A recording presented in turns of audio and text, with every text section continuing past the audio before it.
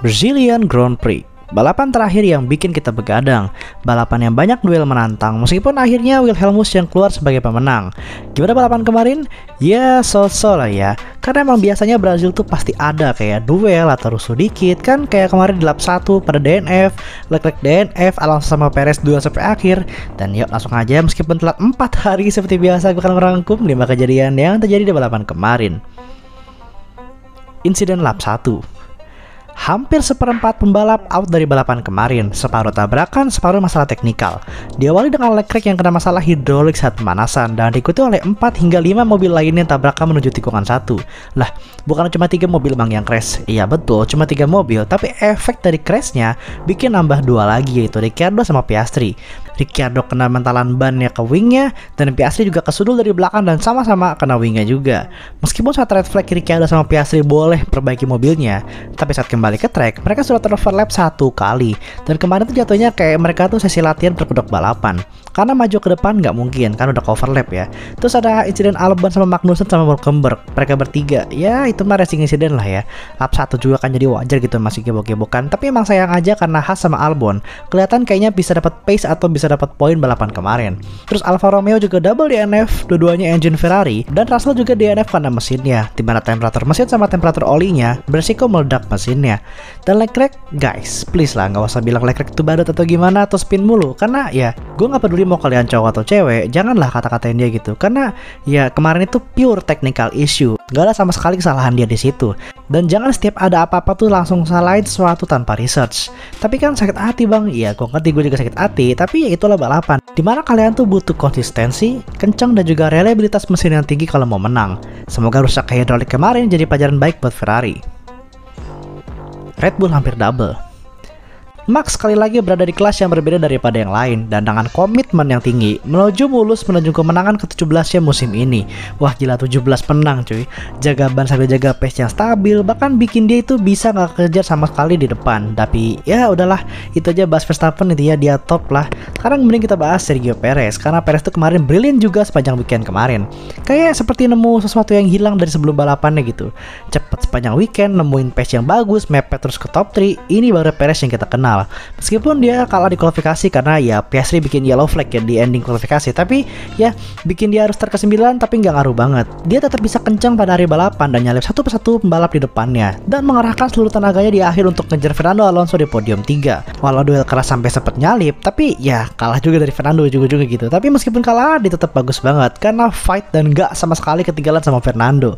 Andai dia start dari depan sih mungkin bisa fight buat posisi podium yang lebih tinggi kali ya dari awal. Tapi ya all the best for Checo. Norris all the best. Norris nggak kerasa udah naik podium 7 kali musim ini, dan ini adalah podium ke-13 dia sepanjang karirnya. Meskipun makanan mobilnya nggak kenceng-kenceng amat saat latihan bebas, tapi saat kualifikasi dan balapan di Brazil nunjukin bahwa ini mobil tuh cocok di mana aja sejak upgrade di Austria. Coba kita lihat, kita udah lewatin semua tipe sirkuit yang sempit lah, panas Asia lah, sirkuit cepet, stop and go, street circuit yang panas, yang dingin, McLaren podium terus. Brazil nggak jauh beda. Meskipun kualinya nggak bagus karena kondisi cuaca yang nggak nentu, tapi sangat jelas pada hari balapan mobil Norris itu sangat kenceng banget dan bikin dia langsung nembus ke posisi kedua saat start di tikungan 1, dan semuanya hanya dalam 1 lap saja, dan malah bikin kita malah terbiasa ngelihat Lando sama Max 1-2. Dan juga ya meskipun Lando sempat deket sama Max, tapi ya Max sedikit lebih kenceng dari pace overallnya, tapi fastest lapnya Norris yang dapat, dan itu nunjukin kalau Norris itu emang imbang sama Max. Cuma kemarin tuh Max sedikit lebih kenceng aja dan juga memanage ban lebih baik. Well, musim ini Norris udah 6 kali finish kedua, dan kayaknya ke depan kita harus terbiasain kalau Norris sama Verstappen adalah 1-2. Aston Martin balik ke jalan. Paruh musim kedua yang gak enak buat Aston Martin kemarin. Setelah hasil yang brilian di awal musim, mereka kesusahan banget sepanjang GP Kanada, dan mobil Aston yang seperti kehilangan arah mau kemana itu mobilnya. Bahkan setelah upgrade nih, mobilnya bukan malah makin enak, malah makin rungkat anjir. Susah di setup, gak bisa ketebak, mobil understeer, oversteer, dan Alonso sama Stroll tuh kelihatan susah banget buat ngendalin mobil ini. Tapi mereka sadar ternyata upgrade mereka itu salah, dan saat mencoba membetulkan masalah itu, mereka malah menjadi makin pelan. Makanya di beberapa balapan kemarin tuh mereka pelan banget, karena itu mereka mencoba cari solusi gitu, ternyata nggak ketemu. Ujung-ujungnya Aston Martin balik ke setup awal, yang dimana mobil basicnya itu emang kenceng banget dari awal. Yang kelihatan banget ditambah sirkuitnya Brazil tuh cocok banget sama mobilnya, dan juga Alonso sama Stroll bisa start ke top 5 dua-duanya. Dan pas balapan pun bisa podium tuh Alonso, dan juga Stroll bisa kelima loh finishnya, ngasapin dua Mercedes juga kabur dari Sainz Ferrari. Dan mereka bahkan melupakan upgrade baru yang mereka bikin, dan bahkan mereka balik ke setup awal.